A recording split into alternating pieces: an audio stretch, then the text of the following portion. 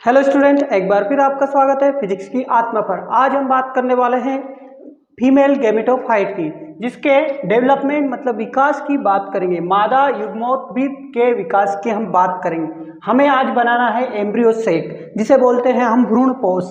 क्या कहते हैं हम? इसे कहते हैं भ्रूणपोष, भ्रूणकोष सॉरी। अब ये जो इसका जो विकास होता है, ये डेवलपमेंट होता है, वो होता है मोनोस्पोरिक प्रकार का या पॉलीगोनम प्रकार का इसका विकास होता है। अब मोनोस्पोरिक या पॉलीगोनम इसलिए बोला गया है क्योंकि जब हमने इसके पहले देखा था कि एक जो मेगास्पोर बना है वो मेगास्पोर मदर सेल में मियोसिस होने से दो सेल बनी थी। पहले मियोसिस हुआ था, ये 2n थी, इससे दो सेल बनी n। फिर इसमें डिवाइडेशन हुआ, फिर डिवीजन हुआ, फिर इससे 4 सेल बनी थी, जिसमें से एक लार्ज सेल थी और 3 क्या थी जो नष्ट हो गई थी मतलब डिजेनरेट हो गई थी। और ये हमारी क्या थी? फंक्शनल थी। फंक्शनल मतलब क्रियात्मक गुरु बीजाणु था ये। अब हमें आज देखना है ये क्रियात्मक गुरु बीजाणु जो बना है इसके विकास को देखना है। इसीलिए बोला गया है मोनोस्पोरिक या पॉलीगोनम प्रकार का जो है ये डिवीजन देखने को मिलता है। ये किस में देखने को मिलता है? कह सकते हैं कि जो फर्स्ट सेल होती है फंक्शनल गुरु बीजाणु, जो फर्स्ट सेल होती है किसकी? मादा युग्मोद्भिद की। मादा युग्मोद्भिद जो है वो पहली सेल होता है क्या बनने के लिए? एम्ब्रियोसेक बनने के लिए। किसमें? एंजियोस्पर्म में। एंजियोस्पर्म में जो है आपका फंक्शनल जो है, फंक्शनल मतलब क्रियात्मक मेगास्पोर जो होता है वही पहली सेल होता है। और इससे आगे चलकर क्या बनेगा? एम्ब्रियोसेक बनेगा। अब इससे एम्ब्रियोसेक जो बनेगा ना, उसका स्ट्रक्चर इस तरह का बनेगा। 1 2 3 सेल ये रहेगी, 1 2 3 सेल ये रहेगी और एक ये सेल रहेगी। ये वाले स्ट्रक्चर को आज हमें बना के देखना है, मतलब इसको फॉर्म करना है। तो आप वीडियो में अंत तक बने रहें और देखें किस तरह से ये फॉर्म होता है, किस प्रकार का इसमें डिवीजन होता है। अब इसमें सबसे पहले हम फंक्शनल जो कि क्रियात्मक हमारा गुरु बीजाणु है उसको हम बनाएंगे। फंक्शनल गुरु बीजाणु को हम यहाँ पर ड्रा करेंगे। ये हमारा फंक्शनल गुरु बीजाणु था, ये इसका केंद्रक था। ये कैसा है? हैप्लॉइड है। हैप्लॉइड मतलब ये अगुणित है। इसमें क्रोमोसोम के नंबर कैसे हैं? आधे हैं। हैप्लॉइड फंक्शनल मतलब क्रियात्मक अगुणित गुरु बीजाणु मेगास्पोर।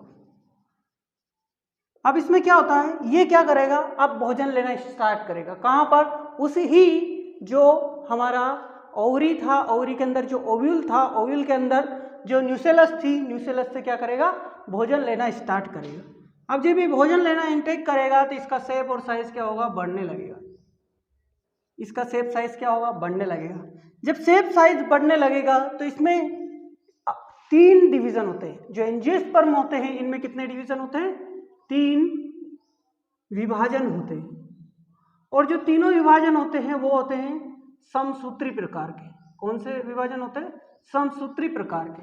मतलब 3 डिवीजन होते हैं जिसमें क्या होते हैं? तीनों ही माइटोसिस होते हैं। अब क्या होगा? ये अपना शेप साइज और आकार में बड़ा हो जाएगा, कह सकते हैं लार्ज या बिग मेगास्पोर। तो हम बोल सकते हैं गुरु बीजाणु। क्लियर? अब इसमें आगे अगर डिवीजन होगा, माइटोसिस होगा, तो परिणित प्रकार का होता है, ट्रांसवर्स प्रकार का होता है। तो सबसे पहले इसमें जो डिवीजन होगा वो हम बोल सकते हैं कैरियोकाइनेसिस होता है। क्या होता है? कैरियोकाइनेसिस।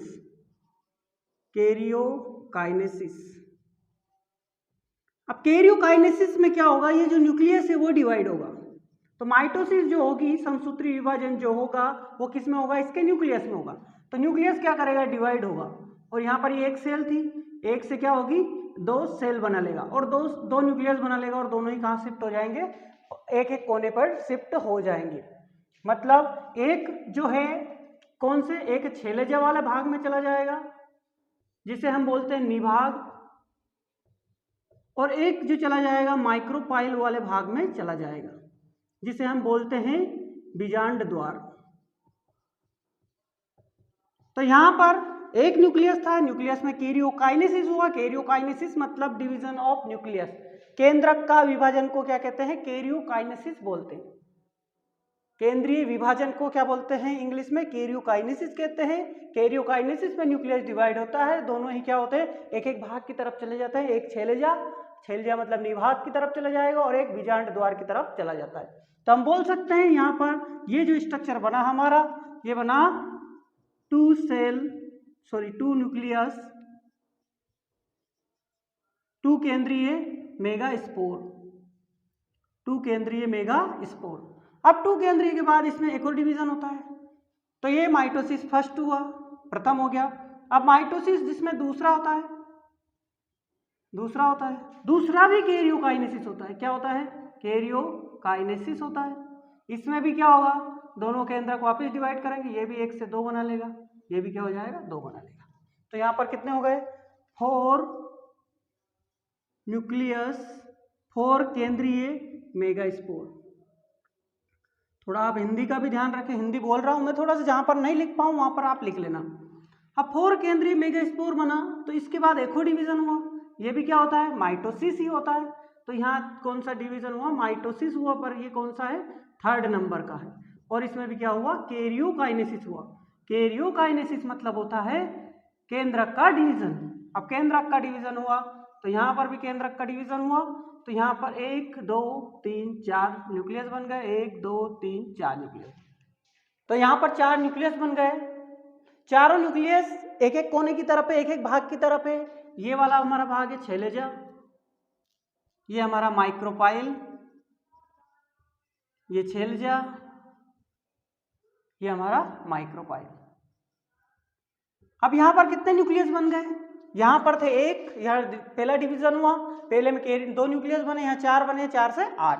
तो हम बोल सकते हैं 8 न्यूक्लियस या 8 केंद्रीय मेगास्पोर, गुरु बीजाणु। तो मेगास्पोर में कितने न्यूक्लियस हो गए? 8 न्यूक्लियस हो गए। अब क्या करेगा ये? अब इसके जो केंद्रक है वो क्या होंगे? शिफ्ट होने लगेंगे। शिफ्ट होंगे तो शिफ्ट होने से क्या होगा? अब हम यहाँ से इधर मूव कर रहे हैं, थोड़ा ध्यान रखें आप लोग। स्ट्रक्चर को प्रॉपर फॉलो करेंगे तो आपके जो नोट्स है वो भी बनेंगे और डायग्राम भी प्रॉपर बनेगा। अब ये हमारा स्ट्रक्चर है, जिसमें से जो 1 2 3 न्यूक्लियस तो ऊपर रह गए और 3 में से एक न्यूक्लियस यहाँ पर आ जाता है। कहाँ पर आ जाता है? सेंटर में आ जाता है।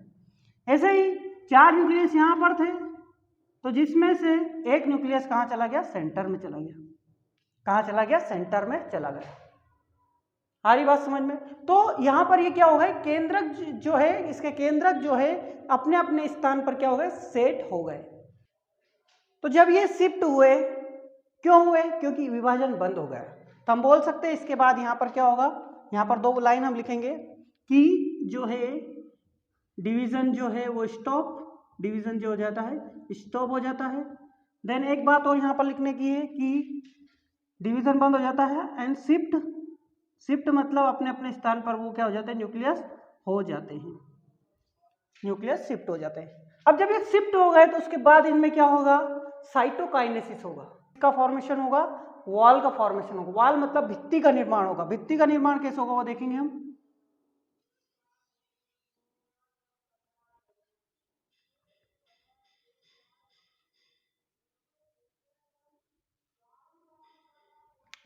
तो इनके बीच में क्या होता है? 1 2 3, तीनों के बीच में जो है वॉल का फॉर्मेशन हो जाएगा, कोशिका द्रव्य बन जाएगा अंदर। तो हम बोल सकते हैं इसमें मेम्ब्रेन का फॉर्मेशन हो जाता है।